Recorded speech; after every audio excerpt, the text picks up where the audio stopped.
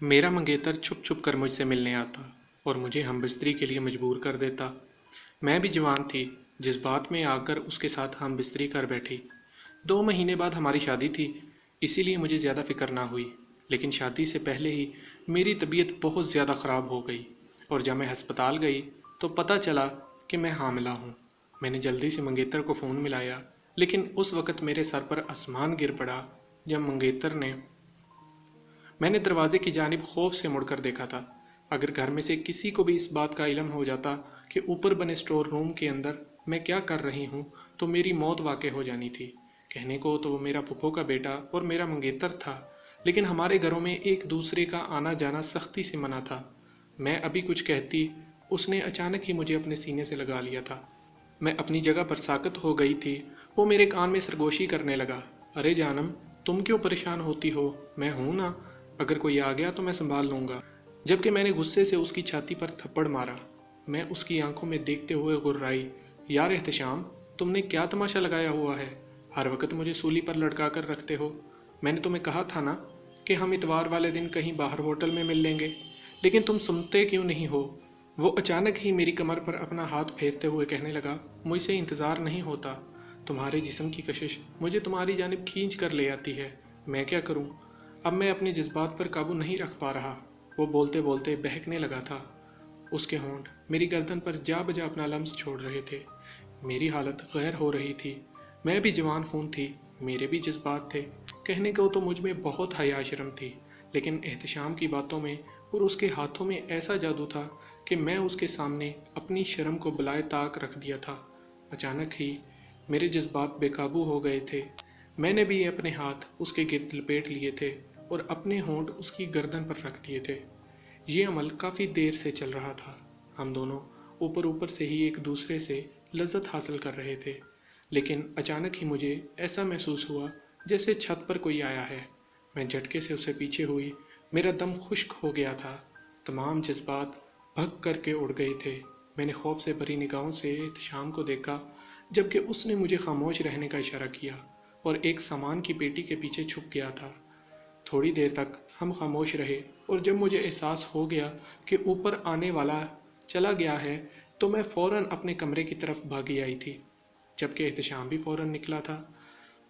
कमरे में आने के बाद मैंने अपना रुका हुआ सांस बहाल किया और फ़ौरन ही एहतशाम को कॉल मिलाई। कॉल जाते ही उसने फ़ौरन मुझे एक बार फिर अपनी मीठी मीठी बातों में बहलाना शुरू कर दिया, लेकिन मैं फ़ौरन ही गुस्से से गरजी कि अगर आज हम पकड़े जाते तो पक्का हम दोनों की मौत होनी थी। तुम क्यों नहीं समझते कि शादी तक इन सब चीज़ों का इंतज़ार कर लो? तुम खुद तो मरोगे, साथ में मुझे भी मरवाओगे। जबकि वो मेरी बातें सुनकर हंस पड़ा था। थोड़ी देर तक मैं उससे बातें करती रही थी। इसके बाद हम दोनों ही अपने अपने काम में मगन हो गए। वक़्त अपनी रफ्तार के मुताबिक गुजरता जा रहा था और एहतशाम के लिए अब मेरे जज्बात भी बिल्कुल मुख्तलिफ हो गए थे। पहले तो हम दोनों की मोहब्बत बहुत पाक थी। मैंने अपनी अम्मा के सामने जब एहतशाम के रिश्ते की बात कही तो वो मना करने लगी थी। उनका कहना था कि तुम्हारी फुफ्फो का घर है, अगर मंगनी कर दूंगी तो तुम दोनों का आना जाना बंद हो जाएगा। अगर ऐसी बात है तो डायरेक्ट शादी कर लो।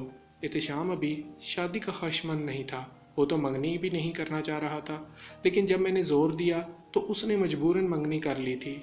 उसका कहना था कि पहले वो अपने पाँव पर खड़ा होगा, ज़िंदगी में कुछ हासिल करेगा, उसके बाद ही मुझसे शादी करेगा। लेकिन मेरी इज्जत की खातिर उसने मुझसे मंगनी कर ली थी। लेकिन जैसे हमारी शादी का वक्त करीब आता जा रहा था, हम दोनों के लिए खुद को काबू करना बहुत मुश्किल हो गया था। आज इतवार का दिन था। हम दोनों एक दूसरे से मुलाकात करने वाले थे। ये सोच आते ही मुझे अजीब सी घबराहट हो रही थी। चेहरे पर बार बार पसीने नमूदार हो रहे थे। मेरी मुलाकात के बारे में घर में किसी को नहीं मालूम था, ना ही मैंने किसी को पता लगने दिया था। मैंने अपनी अम्मा को यही बताया था कि आज मैं अपनी दोस्त के घर जा रही हूँ। जबकि मेरी अम्मा ने मुझे आवाज़ दी, मैं उनकी तरफ पलटी तो वो मेरे करीब आई और मेरे सर पर से सदका उतार कर बोली, अपना ख्याल रखना, आज तुम बहुत खूबसूरत लग रही हो, अल्लाह तुम्हें हर बुरी निगाह से बचाए। बस बेटी, अपने बाप की इज्जत की हमेशा लाज रखना। मैं तो बस तुमसे इतना ही कहूँगी। जबकि अम्मा की ऐसी बातें मेरा दिल लर्जा चुकी थीं। मैंने खामोशी से बाहर की जानिब कदम बढ़ाए। मैं जानती थी 2 गली बाद एहतशाम गाड़ी लेकर खड़ा है। अम्मी को अलविदा करने के बाद एहतशाम के पास दूसरी गली पर मैं जा पहुंची। एहतशाम के और मेरी मंगनी में सिर्फ एक हफ्ता ही रह गया था और आज इतवार का दिन था। तो मैंने और एहतशाम ने सोचा था कि होटल में जाकर जी भर के वहाँ पे इंजॉय करेंगे। तो एहतशाम गाड़ी वहाँ पर ले आया और मैं एहतशाम के साथ बैठ के गाड़ी में रवाना हो गई। जब मैं गाड़ी में रवाना हुई तो हम एक होटल में पहुँच गए। वहाँ होटल में हमने कुछ खाया पिया। कुछ खाने पीने के बाद एहतशाम ने वहाँ पर एक रूम की बुकिंग करवाई। रूम की बुकिंग करवाने के बाद मैं रूम में पहुंची तो एहतशाम ने मुझे बोतल पीने के लिए कहा। मैंने बोतल पीना शुरू कर दी। उसने मुझे एक गिलास भर के दिया और वो गिलास में सारा पी गई। रूम में मैंने इधर उधर देखा तो रूम में टोटल एक ही बेड था। तो हम दोनों एक ही बेड पर लेट गए। बेड पर लेटने के बाद एहतशाम तो मुझ पर काफ़ी ज़्यादा टूट पड़ा। एहतशाम ने पहले मेरे होंठों पर काफ़ी ज़्यादा ज़ुबान फेरी, फिर मेरी गर्दन पे। इसी तरीके से करते करते एहतशाम ने मेरे साथ सारा कुछ करना शुरू कर दिया और मुझे नहीं पता चला मैं किसी नशे में खोती गई। शायद उसने जो मुझे बोतल पिलाई थी उसमें कोई नशा आवर चीज़ थी और मुझे नशा चढ़ने लगा। मैं अपने नशे में मदहोश होती गई और एहतशाम मेरे साथ सारा कुछ करता गया। एहतशाम मेरे साथ सारी रात सारा कुछ करता रहा। सब कुछ उसने किया, मुंह में हर जगह में एहतशाम ने मुझे यूज़ किया। सुबह मेरी आंख खुली तो मेरा जिस्म सारा वजूद मुझे टूटा हुआ नज़र आ रहा था। तो एहतशाम को मैंने कहा, रात को तो मुझे कुछ भी नहीं पता कि मेरे साथ क्या हुआ है। एहतशाम ने कहा कि कोई डरने वाली बात नहीं है, बस कुछ भी नहीं हुआ। तुम्हारी तबीयत ठीक नहीं लग रही तो चलते हैं, घर चलते हैं। मैं वहाँ से उठ के घर आ गई। उस दिन से एक हफ्ते बाद मेरी डेट भी आने वाली थी, पर मेरी जो डेट आनी थी वो डेट नहीं आई। तो मुझे शक पड़ने लगा कि आखिरकार मेरे साथ हुआ क्या है। मुझे उल्टियाँ भी आने लग गईं। जब मेरी तबीयत बहुत ज़्यादा ख़राब हुई तो मैं ख़ुद नहीं समझ पा रही थी कि आखिरकार मेरे साथ हो क्या गया है। एहतशाम को जब मंगनी का कहा तो एहतशाम ने साफ साफ इनकार कर दिया। जब मैंने अपनी माँ को अपनी तबीयत के बारे में बताया तो मेरी माँ ने जब सारा कुछ देखा तो मेरी माँ ने कहा कि किसके साथ मुँह काला करवा के आई है। मैंने अपनी माँ को सारा किस्सा सुना दिया कि मैं इस तरीके से एहतशाम के साथ गई थी और मैं किसी के साथ भी नहीं गई थी। ये सारा कुछ एहतशाम ने ही मेरे साथ किया है। तो मेरी माँ ने एहतशाम की काफ़ी ज़्यादा मिन्नतें की कि मेरी बेटी से शादी कर लो। तो एहतशाम ने कहा कि मैं कभी भी इसके साथ शादी नहीं करूँगा। एहतशाम शादी करने से मुकर चुका था। मेरी माँ चाहती थी कि मोहल्ले में हमारी बदनामी ना हो और रिश्तेदारों में भी हमारी बदनामी ना हो।